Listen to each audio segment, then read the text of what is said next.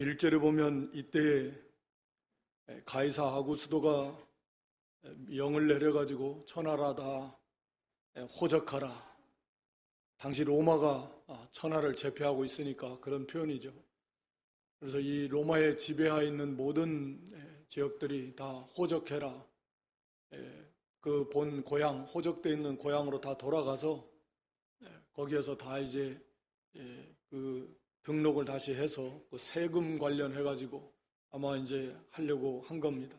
그런데 1절에 보면 이때가 이제 예수님이 탄생할 때가 될 때에 하나님께서는 이 가이사 아구스도 로마 초대 황제 옥타비아누스라고 한다고 하는데 하여튼 당시 세계를 제패한 그런 로마 황제의 그 마음을 또 관련된 그 모든 그 신하들의 마음을 움직여서 정확하게 그때에 맞게 예수님이 베들레헴에 가셔서 잉태할 그 시기에 딱 맞게 호적을 하라고 명령을 내린 것입니다.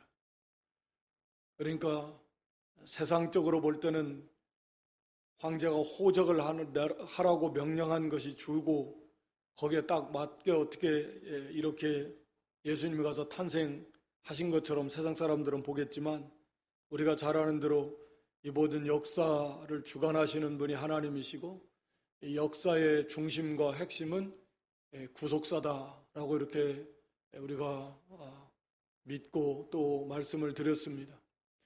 그러니까 이 세상 역사의 중심은 언제나 구속사입니다. 그래서 이 구속사역이 완성이 되면 세상 역사도 끝난다. 그게 성경이 말씀하고 있는 겁니다. 모든 민족에게 복음이 전파되면 그러면 이제 뭐가 온다 그랬죠? 끝이 오는 겁니다. 그러니까 모든 민족에게 복음이 전파되어서 하나님의 택한 모든 백성들이 다 구원을 받으면 그러면 이제 이 세상은 끝나는 겁니다. 그러니까 세상 역사의 중심은 구속의 역사입니다. 하나님께서 당연히 그것을 이루어 가시는 거고요. 그러니까 우리도 이 구속 역사의 한 중심에 있는 게 교회, 하나님이 교회와 성도를 들어서 이 하나님의 나라를 세워나가신 일을 하고 있고 여기에 이제 예수님의 탄생이야 뭐 말할 수 없는 정말 역사상 가장 예수님의 십자가 죽으심과 부활과 함께 위대한 사건이잖아요. 창조주 하나님이 사람이 되어서 역사 속으로 들어오시는 날인데 신기하고 놀라운 거죠. 아무리 생각해도 좀 이해도 잘 안 될 것 같고 그 창조주께서 우리 하나님은 사실 다 우리가 어떻게 알겠습니까? 그 높으시고 위대하신 정말 우리가 불가해 다 이해할 수 없으신 그 하나님이 그 말씀하신 대로 친히 사람이 되어서 우리가 사는 이 역사 속으로 사람이 되어 오신 그날이 뭐 그런 특별한 날이 그날뿐만 아니라 모든 하나님의 구속사의 중심으로 이 세상 역사가 돌아가고 있다. 우리가 구약의 이스라엘 구약의 말씀을 보면 그런 일들이 뭐 비일비재하지 않습니까? 그러니까 지금도 하나님께서는 이 구원의 역사를 중심으로 이 세상 역사를 운행하고 계신다. 그러니까 지금 뭐 우리가 당하는 이런 코로나 이런 바이러스 질병의 문제도 결국은 여러 가지 하나님의 섭리의 그런 목적이 있겠지만 가장 그 중심은 이 구속사에 대한 그런 이제 하나님의 중요한 목적이 있다라고 우리가 충분히 생각할 수 있을 겁니다. 그래서 이걸 통해서 교회가 좀 교회다워지고 성도가 좀 성도다워지고 또 잠자고 졸고 있는 심령들이 좀 깨어서 하나님께로 좀 돌아오고 인생을 돌아보고 세상에 푹 취해서 살던 인생들이 다시 한번 이 세상을 헛된 세상 모습들을 바라보면서 어떤 하나님께로 돌아오고 신앙을 바로 세우려고 하는 그런 하나님의 중요한 이런 섭리의 그 목적이 분명히 있을 것입니다. 우리 예수님의 탄생의 때가 될 때에 하나님께서는 이 가이사 아구스도의 마음을 움직여서 호적하게 하신 것입니다.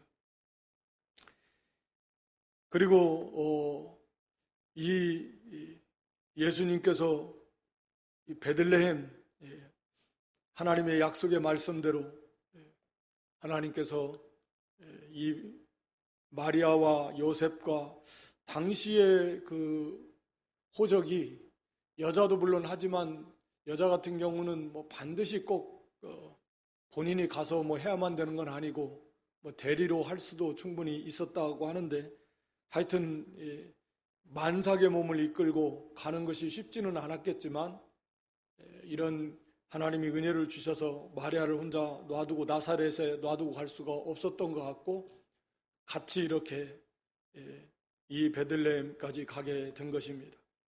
그래서 정확하게 그 모든 것을 하나님이 주장하셔서 하나님의 때가 될 때 우리 예수님이 이 땅에 탄생하시는 거기에 맞춰서 다 역사하시는 겁니다.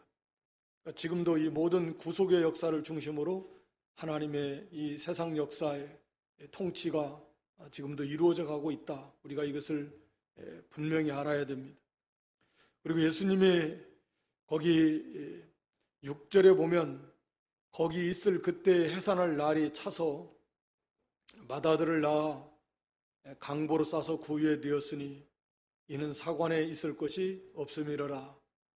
드디어 우리 예수님께서 이제 탄생하신 그런 이제 모습인데요. 뭐 그냥 간략하게 나와서 그냥 누울 곳이 없어가지고 강보에 쌓아서 말 여물통, 뭐 소나 말이나 외양간, 마구간 뭐 그런 그 여물통에 뉘는 그러니까 좀 생각하기 어려울 만큼의 그런 이제 그 낮은 비천한 자리에까지 우리 주님이 오신 그런 모습입니다.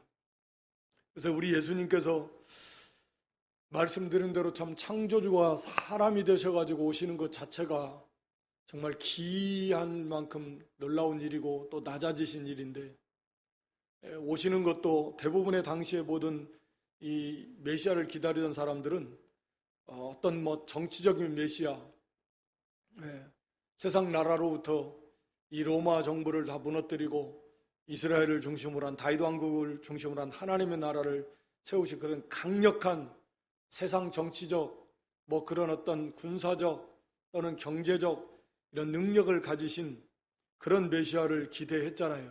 대부분.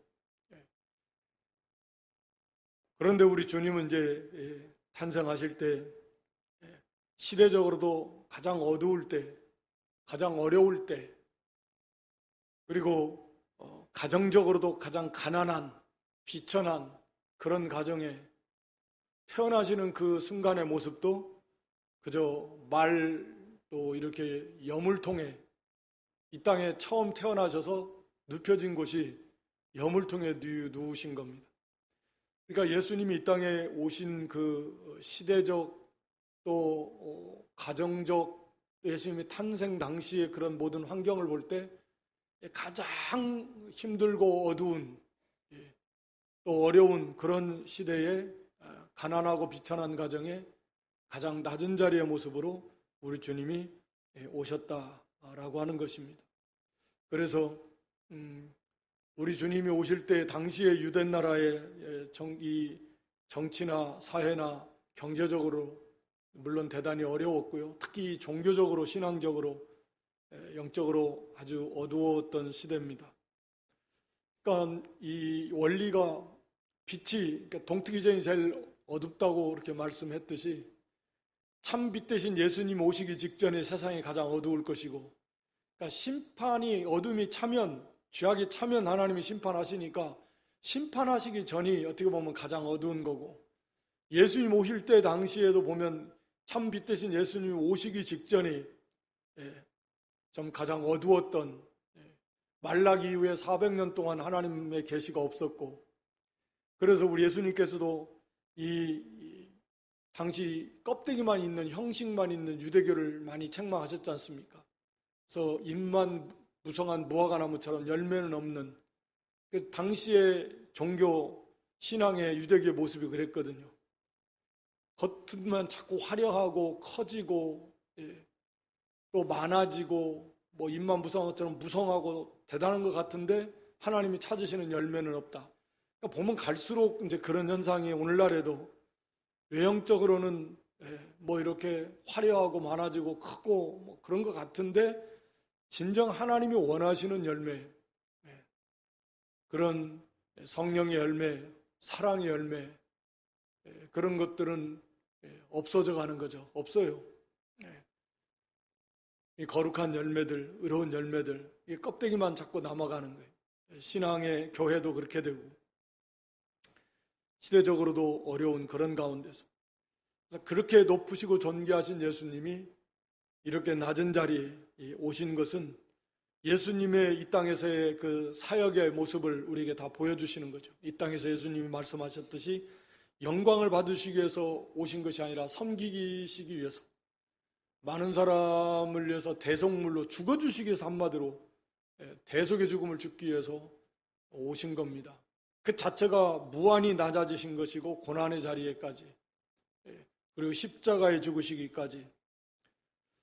우리가 뭐 결과는 잘 알고 있는데 이것은 곧 우리도 이 땅에서 구원받은 성도들이 어떻게 살아야 될 것인가, 어떤 자세와 각오를 가지고 살아가야 되는가 하는 것을 우리에게 보여주잖아요. 우리가 다 주님의 뒤를 따르는 자들이고 주님을 본받는 자들이고, 그러면 주님이 가장 낮은 자리에 오셨고, 그리고 그러한 고난의 그런 길을 걸어가셔서, 그래서 마지막 십자가 지시고 이제 대속제물, 화목제물 되시기까지 그렇게 고난을 받으신 다음에 이제 부활 영광, 지극히 하나님이 높여주시고 지극히 존귀한 자리에 이렇게 오르게 되신 것입니다. 그러니까 우리도 이 땅에서의 그런 그 영광보다는, 물론 하나님이 주시면 뭐 당연히 또 받고 누리고 하는 거지만, 우리의 그 중심은 우리도 예수님을 따라서 자기를 부인하고 자기 십자가를 지고 주님을 따라오라고 하셨으니까 주님의 뒤를 우리도 따라가는 것입니다. 그래서 좀 더 많이 낮아지고 섬기고, 주님을 위해서 뭐 욕이라도 한 자리 좀 먹고, 할 수만 있다면 주를 위해서 우리가 고난받고, 할 수만 있다면 감옥에도 좀 갇히고, 얼마나 복이겠어요. 또 믿음이 된다면 하나님의 예정 속에서 순교도 당하고, 뭐 아무나 그런 건 아니겠지만 분명히 우리에게 가르쳐 주는 거잖아요. 우리도 한번 돌아보면서 내가 예수님 때문에 고난받은 게 목록을 한번 완전 어떤 고난을 좀 받았나, 얼마나 욕을 많이 먹었나, 얼마나 많이 좀 손해를 봤나, 뭐 이런 것들을 한번 점검해 보는 것도 유익할 것 같아요. 일생을 돌아보시면서 난 예수님 때문에 어떤 고난을 당했을까. 물론 뭐 생각이 안 나는 것도 있겠지만, 그래서 우리도 좀 더 좀 나태해지고, 치우치다 보면 자꾸 우리가 사람인 이런 연약성 때문에 좀 편하고, 우리가 힘들어요. 그래서 물론 다 그러겠죠. 빨리 고쳐주세요. 빨리 해결해 주세요. 힘들어 죽겠어요. 이런 것들만 너무 육신의 것, 세상의 것, 그런 것들을 우리가 좀 추구하면서 그런 고난에 대해서 익숙하지 못하는 그런 제 모습들은 아닌가. 우리가 한번 그런 것은 또 점검할 필요가 있는 것입니다. 그래서 이 땅에서의 주님 때문에 당하는 고난이 정말 말할 수 없는 하늘에서의 영광이고, 또 하늘의 큰 보화고 큰 자가 되는 것이고, 예수님을 닮아가게 되는 것이고, 주를 위해서 고난을 당하면 당할수록 예수님의 생명의 역사가 우리 안에 역사한다 그랬잖아요.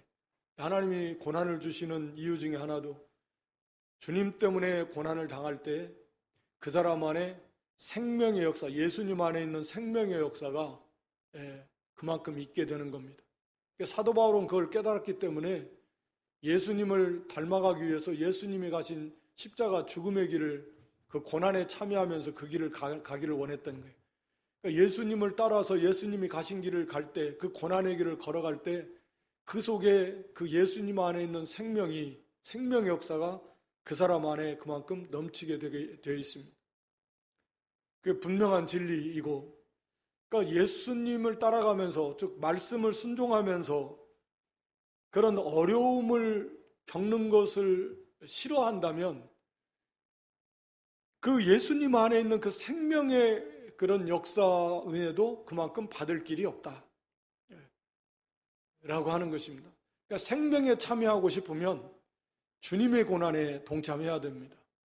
믿음 때문에 당하는 고난에, 거기에 참여하면 참여할수록 우리는 예수님의 생명이 더 넘치게 되게 되어 있다 라고 하는 것입니다. 그거 고린도 후서 한번 찾아보고 갈까요?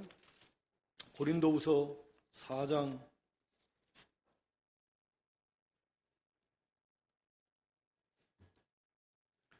고린도후서 4장 10절 찾으신 분은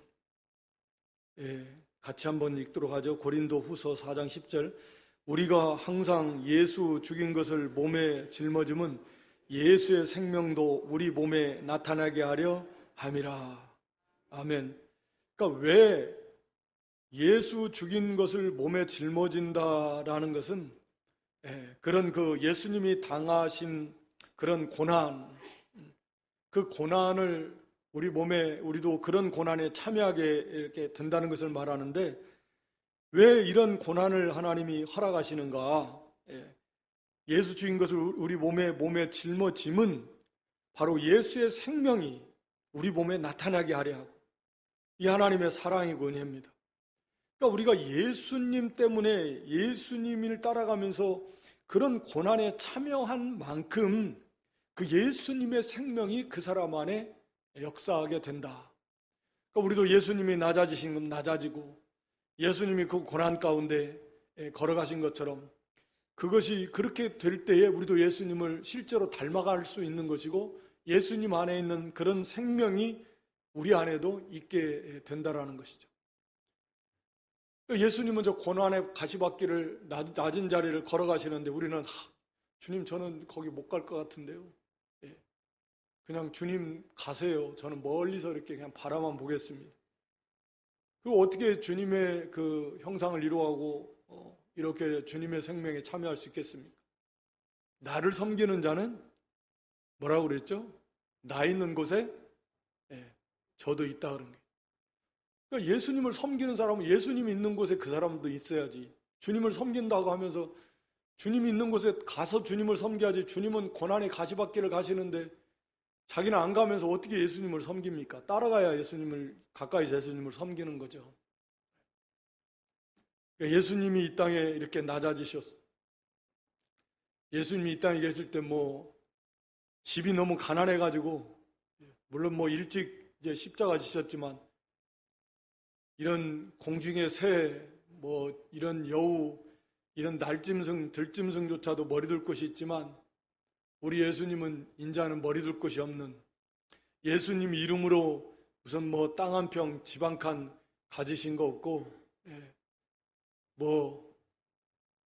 말 타고 예루살렘에 올라가실 때 말씀 성취하시려고 그것도 이제 남의 것 이렇게 하나님 은혜 가운데 섬김을 받아서 올라가셨지만 걸어 다니신 거 아니에요? 걸어 다니신 거.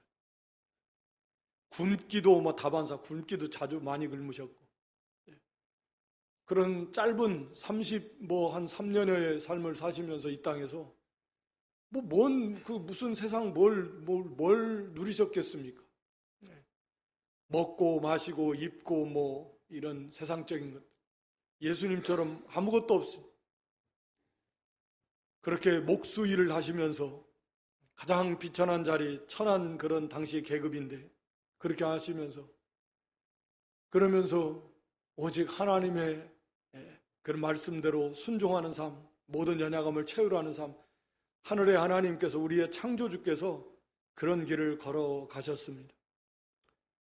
그러니까 우리가 구원받은 하나님의 백성, 주님의 종으로서 우리도 그런 주님의 뒤를 따라가는,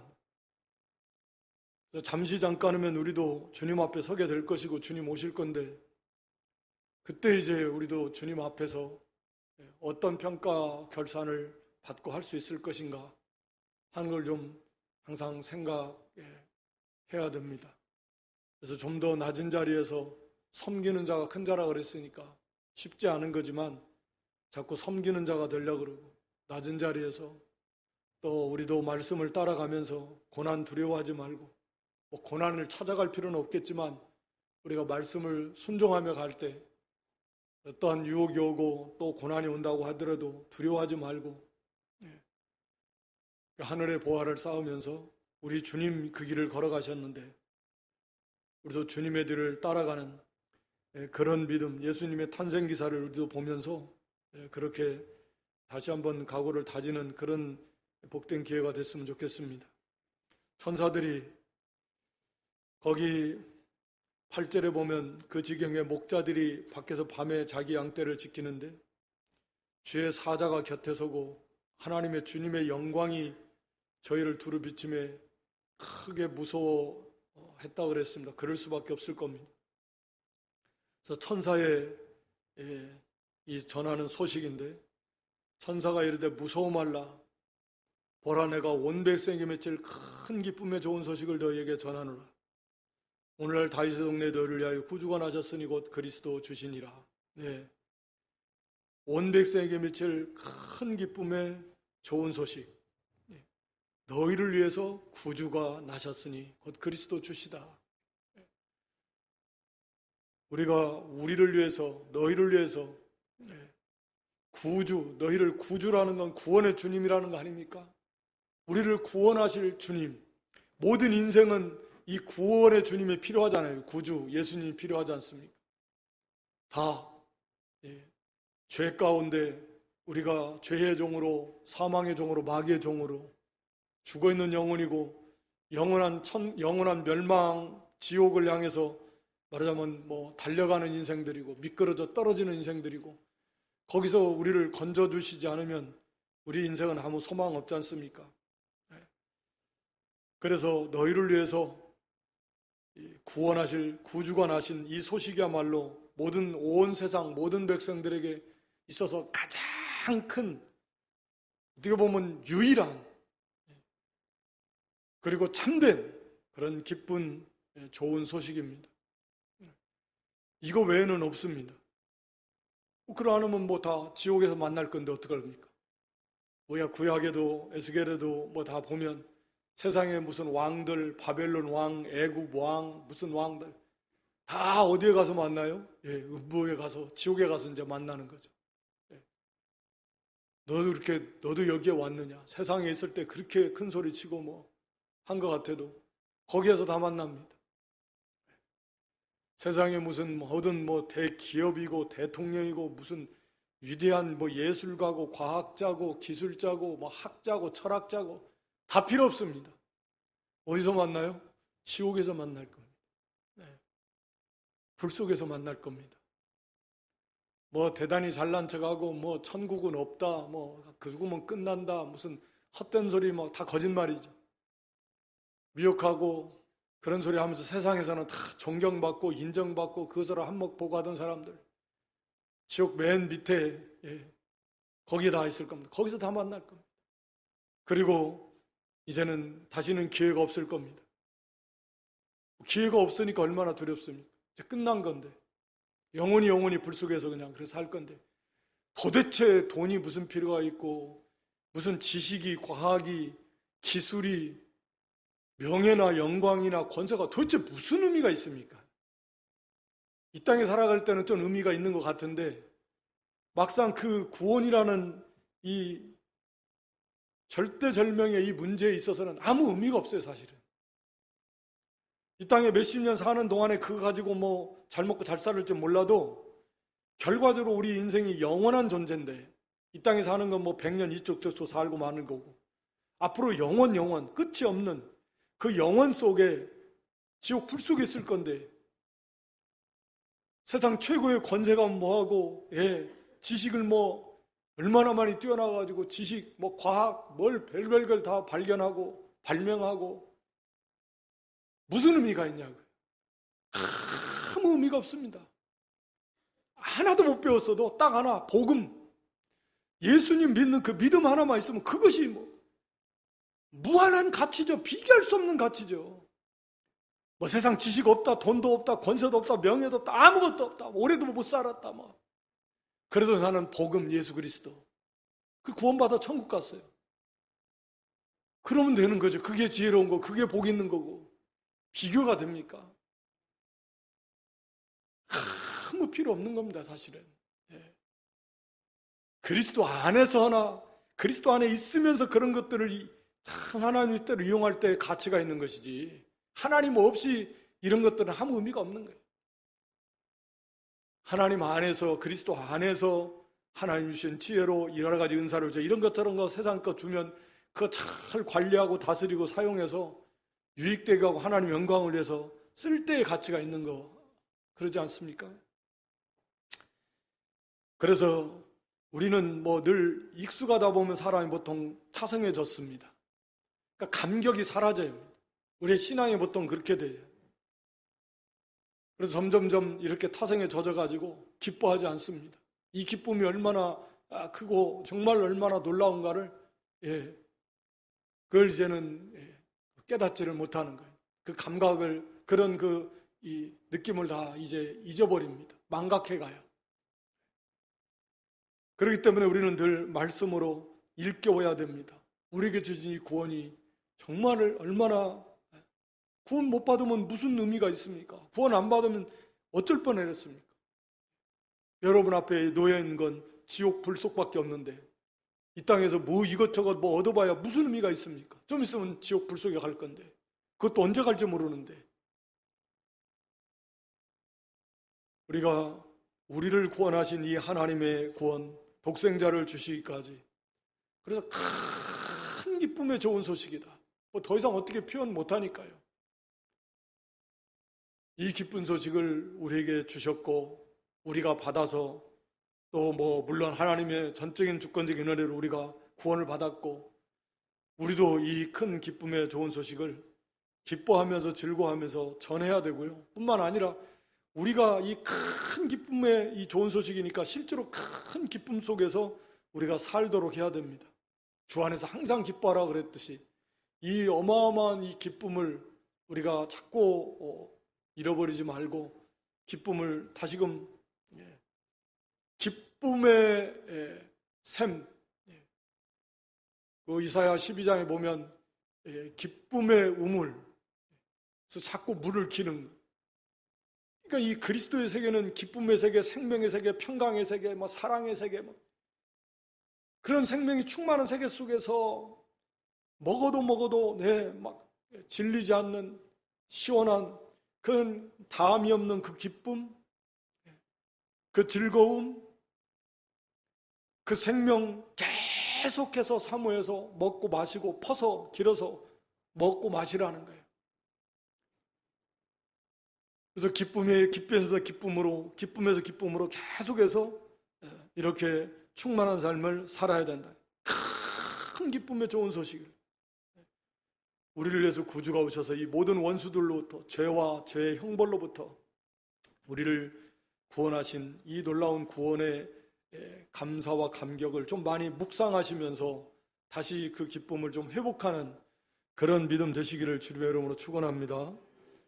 여기 목자들이 이 소식을 듣고 거기 천사들이 13제로 호련히 허다한 천군이 천사와 함께 있어 하나님을 찬송하여 가로되 지극히 높은 곳에서는 하나님께 영광이요 땅에서는 기뻐하심을 입은 사람들 중에 평화로다. 지극히 높은 곳에 계시는 하나님, 그 하나님께는 예수님의 탄생이 하나님께는 영광이다. 즉 하나님의 영광을 다 나타내시고 이루시는 영광의 하나님, 하나님의 그 속성을 한마디로 말하면 영광이잖아요. 영광. 하나님은 어떤 하나님이냐? 영광의 하나님이에요. 그러니까 하나님의 속성, 하나님의 성품을 그냥 영광이라고 표현하는 겁니다. 그러니까 영광이라는 단어도 좀 어렵죠, 사실은 설명하기가. 그러니까 하나님의 그 성품, 하나님의 속성이 다 영광입니다.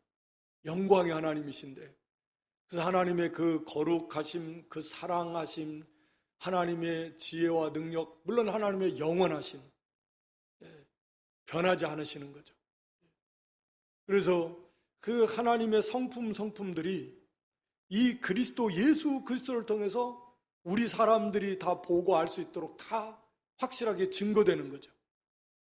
그래서 하나님은 이렇게 약속하신 대로, 말씀하신 대로 반드시 이루시는 그 하나님의 신실하심, 우리를 사랑하신, 말로만이 아니라 내가 너희를 말로만 사랑한다 하신 것이 아니라 실제로 독생자를 내어주시기까지, 봐라, 또 십자가에 내어주시기까지 이 하나님의 사랑, 이것을 보여주신 것이죠.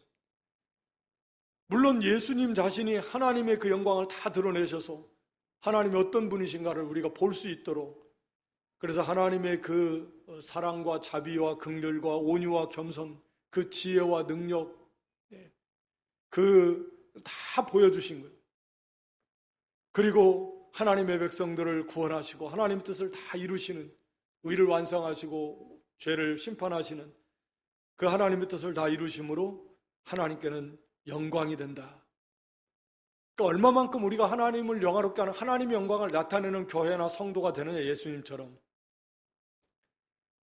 그래서 우리가 하나님의 말씀대로 잘 순종함으로 하나님 믿는 성도들이 저렇게 변화될 수 있는 것은 바로 저들이 하나님을 믿기 때문에, 그 하나님의 은혜로, 그래서 우리가 섬기는 하나님께 영광이 돌아가는 것이고, 하나님의 사랑을 나타내는 것이고, 하나님의 거룩을 나타내는 것이고, 물론 완전하진 않지만 하나님의 자비와 긍휼, 모든 하나님의 그 하나님 되심의 은혜의 빛을 우리가 그리스도의 편지라 그랬으니까 그걸 우리를 통해서 세상이 읽고 보고 알 수 있도록 나타내는 만큼 우리가 하나님께 영광을 돌리는 것입니다.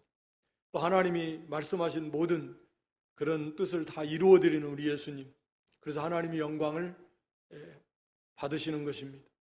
또 땅에서는 기뻐하심을 입은 사람들 중에 평화로다.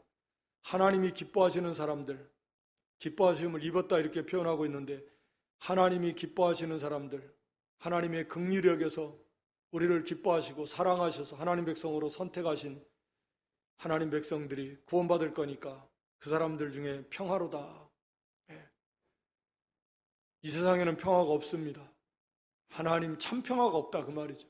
그래서 그리스도로 말미암아 하나님께로부터 오는, 하늘로서 오는 참 평화를 하나님이 주시는 것입니다. 이 땅에서는 그 어떤 것으로도 아무리 교육을 많이 하고 또 아무리 과학 문명이 발달하고 의학이 발달하고 또 문화예술이 발달하고 많이 해도 거기에는 참된 평화가 없습니다. 있으면 주님이 오실 필요가 있겠습니까? 내가 주는 이 평화, 내가 주는 평강은 이 세상이 주는 것과 같지 않다 그랬습니다. 하늘의 평화, 하나님이 주시는 그 놀라운 평화, 이 평강을 주시는 겁니다.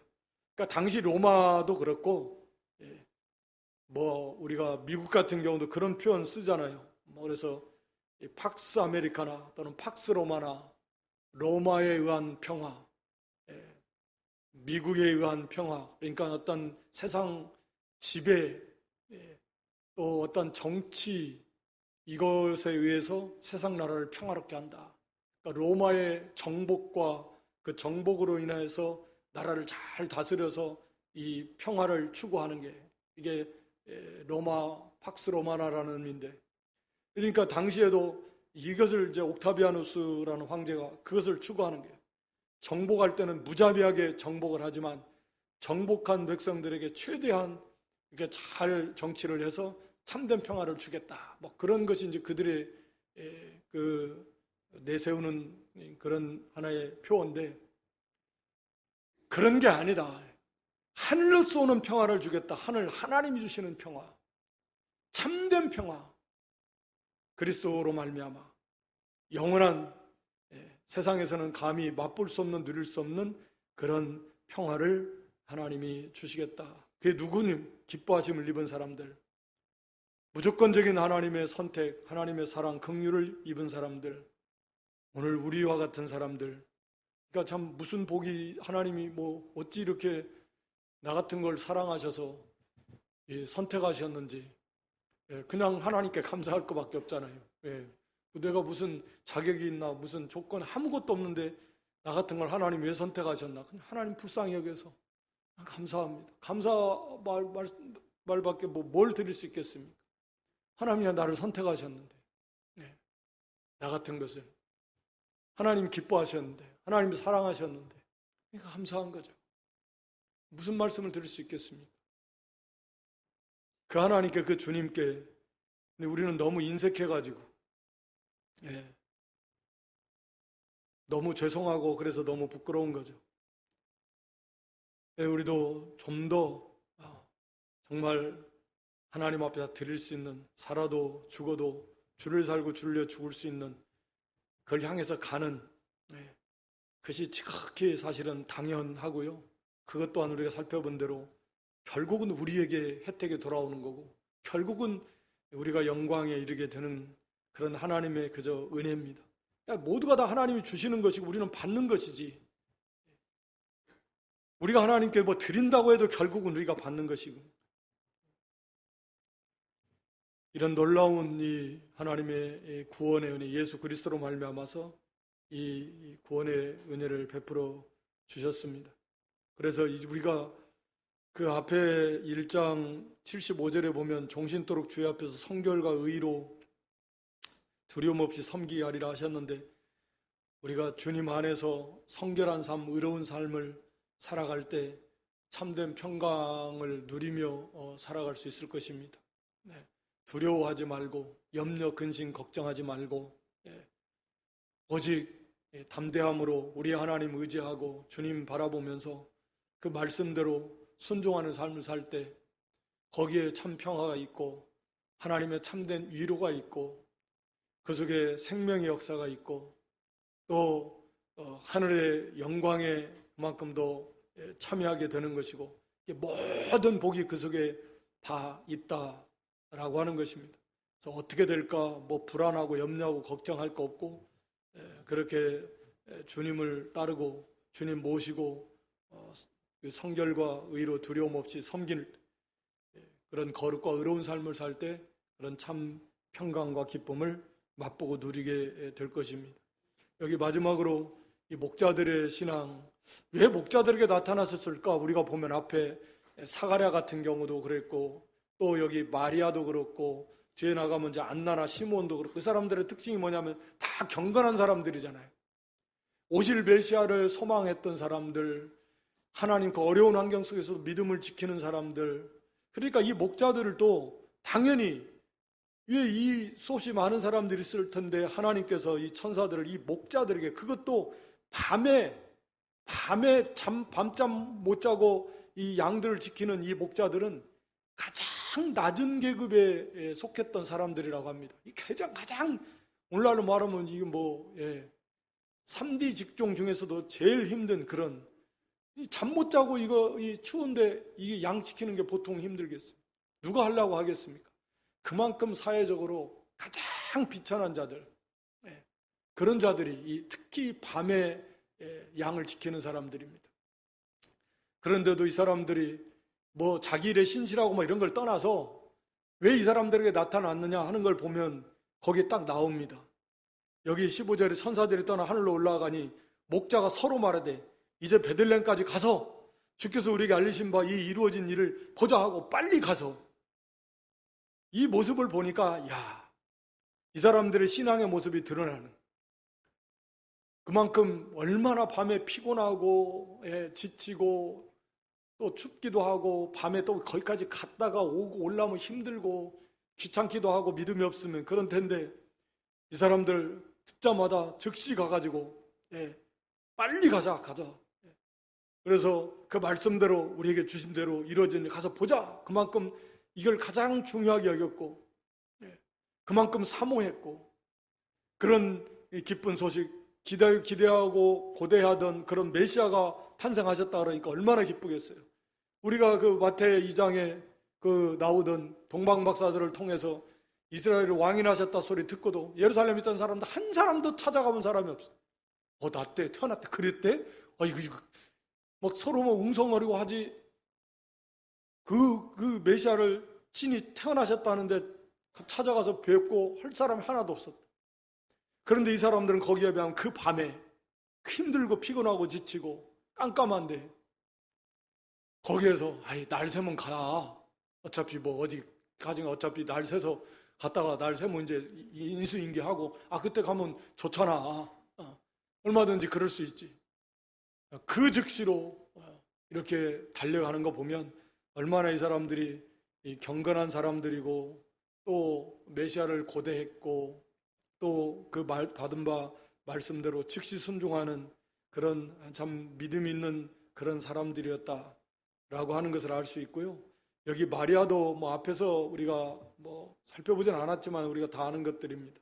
그런 천사를 통해서 이 구주 잉태의 소식을 들었을 때도 마리아가 그걸 그대로 믿음으로 아멘으로 이렇게 순종하는 사가랴의 모습과는 좀 대조되는 그대로 믿었고 그대로 뭐 인간의 생각 다 뒤로 하고 그렇게 믿음으로 잘 받아들였고 오늘 여기 예수님이 탄생 후에도 21절 이하에 보면 그 말씀대로 철저하게 마리아나 요셉이 그 말씀에 의거해서 율법대로 잘 지켜나가는 모습, 결례를 행하는 모습들을 봅니다. 그가 참 언제나 경건하게 사는 사람, 시대가 당시에도 말씀드렸습니다. 굉장히 타락한 시대입니다. 어두운 시대입니다. 껍데기만 있는, 모양만 있는 그런 종교, 실제는 열매는 없는 그런 시대입니다. 정치적으로, 사회적으로, 경제적으로 대단히 어려운 시기입니다. 이 사람들 사회적으로 천대받는 가난한 어려운 그런 사람들입니다. 그런 가운데서도 참 믿음을 바로 지키고 경건하게 살려고 힘을 썼고 그 어려운 가운데서 늘 주님의 오시는 그런 메시아를 기다렸고 하나님께서는 그런 자들 다 아시고 그런 자들에게 이런 놀라운 기쁜 소식을 듣게 하시고 그런 자들의 입술을 통해서 이 놀라운 복음이 전파되는 하나님 나라에 귀하게 들어 쓰임받는 일꾼으로 하나님이 사용하신다라고 하는 거죠. 그래서 우리도 시대가 어떻게 되든지 간에 아무리 뭐 힘들고 어렵고 어두워져 가도 우리가 더욱 힘써서 이 세상에 물들지 아니하고 이 경건한 가운데서 항상 깨어서 우리는 다시 오실 주님을 고대하면서 또 이 기쁜 소식을 힘써 증거하면서 또 자기의 맡겨진 본분 밤에 자기 양떼 졸지 않고 잘 자기 사명을 잘 감당하고 그러면서도 주님의 재림을 준비하면서 이렇게 살아가는 그런 경건한 신앙의 모습들이 될 수 있기를 주님의 이름으로 축원합니다. 오늘 우리 예수님의 탄생, 예수님의 낮아지심, 역사의 주권자 우리 하나님 그 구속의 세상 역사의 중심은 구속의 역사다라고 하는 거, 우리가 그 중심에 있다라고 하는 거, 예수님 낮아지심 본받아서 우리도 낮아지시고 예수님의 고난을 본받아서 우리도 고난 두려워하지 말고 고난에 참여함으로 예수의 생명도도 우리 안에 풍성히 또 이루어져가는 그런 믿음 될 수 있기를 바랍니다. 기도하겠습니다. 하나님 아버지, 이 오후 시간에도 은혜 가운데 귀한 말씀 주셨사오니 우리 예수님이 이 땅에 오신 정말 그 놀라운 하나님의 은혜와 또 사랑과 그 말씀의 성취의 사건을 다시 한번 우리가 생각하게 하시고 하나님의 그 역사, 이 모든 세상 역사를 다스리시는 하나님을 바라보면서 우리가 세상에 나타나는 현상에 우리가 두려워하거나 흔들리지 아니하고 그 배후에서 이 모든 걸 다스려서 하나님의 구원 역사에 초점을 맞추고 이루어가시는 하나님의 역사를 바라보면서 우리가 교회로서 성도로서 이 어둠의 세상을 밝혀나간 이 구원 역사를 이루어나갈 귀한 사명 잘 감당하는 저희들 되게 해주시고 예수님의 낮아지심과 고난의 그 모습을 우리도 보면서 우리도 일생 주님의 뒤를 따라가며 그 고난에 참여하고 그리스도 형상을 이루어가고 또 그 영광에 참여할 수 있는 그런 복된 성도 믿음 될 수 있도록 은혜를 베풀어 주시옵소서. 예수님의 이름으로 기도드리옵소서.